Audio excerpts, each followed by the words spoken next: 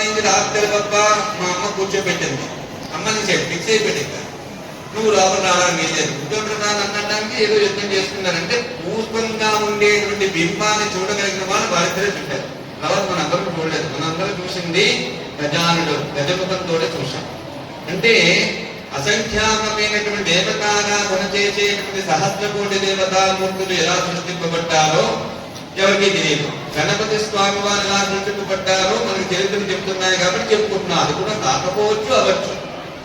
కానీ ఆ స్వామివారికి ఎన్ని శక్తులు వచ్చాయినా అనేక మంది అసంఖ్యాకమైన శక్తుల్ని స్వామివారికి సమర్పించారు. ఒక్కొక్కరు రావడం ఒక శక్తిని ఇవ్వడం, ఒక్కొక్కరు రావడం ఒక్కొక్క శక్తిని ఇవ్వడం. అప్పుడు ఏంటైంది, నలుగురు 4 మెతుకులు వేస్తే అన్నమైంది. అలా ఒక్కొక్క మెతుకు వేస్తుంటే అందరు అన్నం కంటే ప్రమాదం పెరిగిపోయింది. అలా శక్తులు పెరిగిపోయినటువంటి చైతన్యమూర్తికి మూలాధారంలో స్వామివారికి స్థానం కల్పించి శరీరమంతా కూడా వ్యాపించి ఉండేటువంటి చైతన్యాన్నంతా కూడా జగత్తును సంరక్షించడానికి మహాగణపతి నిర్వేగిన విగ్రహేంద్ర ప్రహర్షిత మహాగణపతి సృష్టించి మనందరినీ కూడా కాపాడమని, సృష్టిలో ఉండేటువంటి అన్యాయాన్ని ఎదిరించమని, న్యాయాన్ని బతికించమని, సత్యాన్నే బతికించమని, మానవుడు నీ పాదాలు పట్టుకున్న ప్రతి జీవిని రక్షించమని, వారికి ఉండేటువంటి లోటుపాట్లు ఎరింగించి వారి పాపకర్మం వల్ల పడేటువంటి లోటు ఉంటే మాత్రం పూడ్చకు. వారి పాపం పూర్తిగా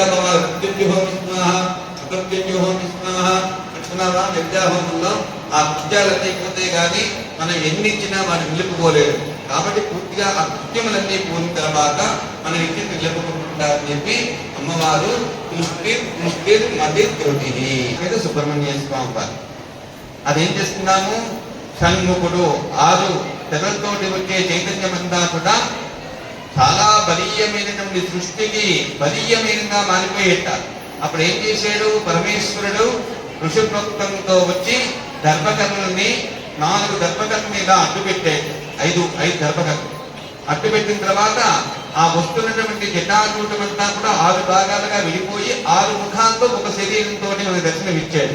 అదే 6 ముఖాలతో ఉంటే ఒకే శరీరం అయ్యి ఒకే ముఖం అయింది అనుకోండి, సృష్టికి అద్భుతమైన చైతన్యం వస్తుంది. కానీ షణ్ముఖ 6 ముఖాలతో ఆ దర్భంలో చేసి పెట్టారు. అందుకే అనంత పద్మనాభ స్వామి వారి వ్రతంలో కూడా ఇప్పటికీ ఆ దర్భకలతో 7 ముఖాలు చేసి 6 ముఖాలు చేసి కలతలో పెట్టి అర్చన కూడా ఉంది.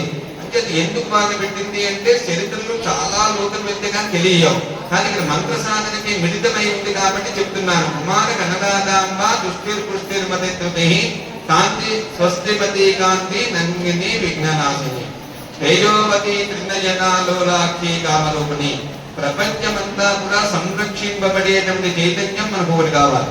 ప్రపంచమంతా ఆనందంగా ఉండాలి అంటే మనం ఏం చేయాలి, బాహ్యం అభ్యంతరంలో ఉండే చైతన్యాలు రెండు ఒకలాగే మనం చేసుకోవాలి. బాహ్యాభ్యంతర వేద లోపల బయట కూడా ఒకలాగే ఉండగలగాలి.